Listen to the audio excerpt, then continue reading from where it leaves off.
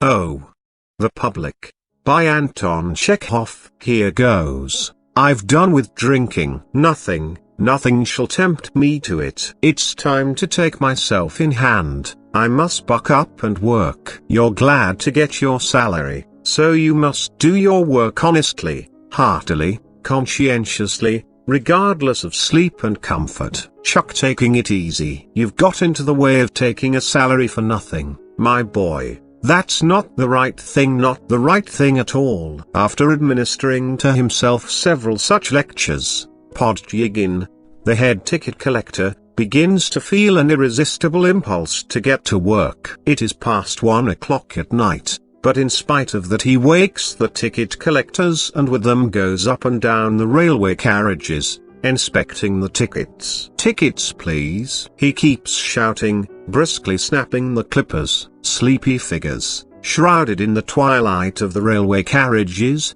start, shake their heads, and produce their tickets. Tickets please. Podtyagin addresses a second-class passenger, a lean, scraggy-looking man, wrapped up in a fur coat and a rug and surrounded with pillows. Tickets, please. The scraggy-looking man makes no reply. He is buried in sleep. The head ticket collector touches him on the shoulder and repeats impatiently, tickets please. The passenger starts, opens his eyes, and gazes in alarm at Podtyagin. What? You're asked in plain language. Tickets please. If you please. My God, moans the scraggy-looking man, pulling a woebegone face. Good heavens. I'm suffering from rheumatism. I haven't slept for 3 nights. I've just taken morphia on purpose to get to sleep, and you with your tickets. It's merciless. It's inhuman. If you knew how hard it is for me to sleep, you wouldn't disturb me for such nonsense. It's cruel. It's absurd.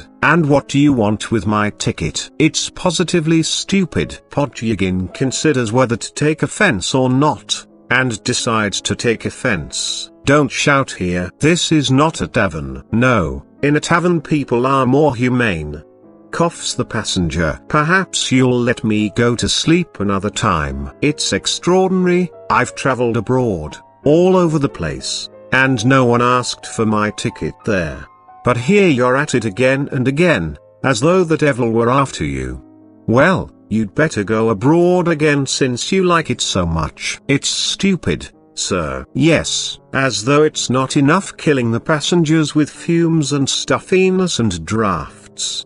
They want to strangle us with red tape, too. Damn it all. He must have the ticket. My goodness, what zeal. If it were of any use to the company, but half the passengers are traveling without a ticket. Listen, sir, cries Podtyagin, flaring up. If you don't leave off shouting and disturbing the public, I shall be obliged to put you out at the next station and to draw up a report on the incident. This is revolting, exclaims the public, growing indignant. Persecuting an invalid. Listen, and have some consideration. But the gentleman himself was abusive, says Podtyagin, a little scared. Very well, I won't take the ticket as you like. Only, of course, as you know very well, it's my duty to do so. If it were not my duty, then, of course, you can ask the station master, ask anyone you like. Podtyagin shrugs his shoulders and walks away from the invalid. At first he feels aggrieved and somewhat injured, then, after passing through 2 or 3 carriages, he begins to feel a certain uneasiness not unlike the pricking of conscience in his ticket collector's bosom. There certainly was no need to wake the invalid, he thinks, though it was not my fault. They imagine I did it wantonly, idly. They don't know that I'm bound in duty. If they don't believe it, I can bring the station master to them. A station. The train stops 5 minutes before the 3rd bell. Podtyagin enters the same second-class carriage. Behind him stalks the station master in a red cap. This gentleman here, Podtyagin begins, declares that I have no right to ask for his ticket and is offended at it. I ask you, Mr. Station Master, to explain to him. Do I ask for tickets according to regulation or to please myself? Sir, Podtyagin addresses the scraggy-looking man. Sir, you can ask the station master here if you don't believe me. The invalid starts as though he had been stung, opens his eyes, and with a woebegone face sinks back in his seat. My God, I have taken another powder and only just dozed off when here he is again. Again. I beseech you, have some pity on me. You can ask the station master whether I have the right to demand your ticket or not. This is insufferable. Take your ticket, take it. I'll pay for 5 extra if you'll only let me die in peace. Have you never been ill yourself? Heartless people. This is simply persecution. A gentleman in military uniform grows indignant. I can see no other explanation of this persistence. Drop it, says the station master, frowning and pulling Podtyagin by the sleeve. Podtyagin shrugs his shoulders and slowly walks after the station master. There's no pleasing them, he thinks.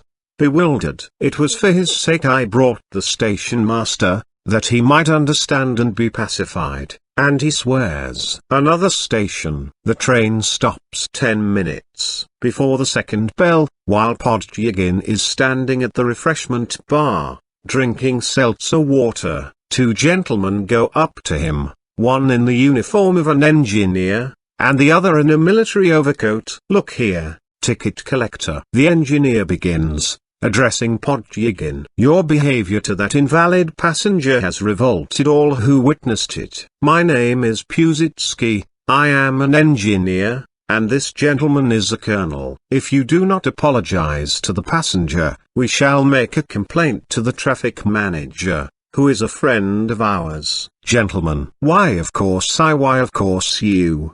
Podtyagin is panic-stricken. We don't want explanations. But we warn you. If you don't apologize, we shall see justice done to him. Certainly I'll apologize, of course. To be sure. Half an hour later, Podtyagin, having thought of an apologetic phrase which would satisfy the passenger without lowering his own dignity, walks into the carriage. Sir, he addresses the invalid. Listen, sir. The invalid starts and leaps up. What was it? You mustn't be offended. Och, water, gasps the invalid, clutching at his heart. I'd just taken a 3rd dose of morphia, dropped asleep, and again.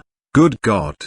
When will this torture cease? You must excuse. Oh, put me out at the next station. I can't stand any more. I'm dying. This is mean, disgusting, cry the public. Revolted. Go away, you shall pay for such persecution. Get away. Podtyagin waves his hand in despair, sighs, and walks out of the carriage. He goes to the attendant's compartment, sits down at the table, exhausted, and complains, oh, the public. There's no satisfying them. It's no use working and doing one's best. One's driven to drinking and cursing it all if you do nothing. They're angry. If you begin doing your duty, they're angry too. There's nothing for it but drink. Podtyagin empties a bottle straight off and thinks no more of work, duty, and honesty.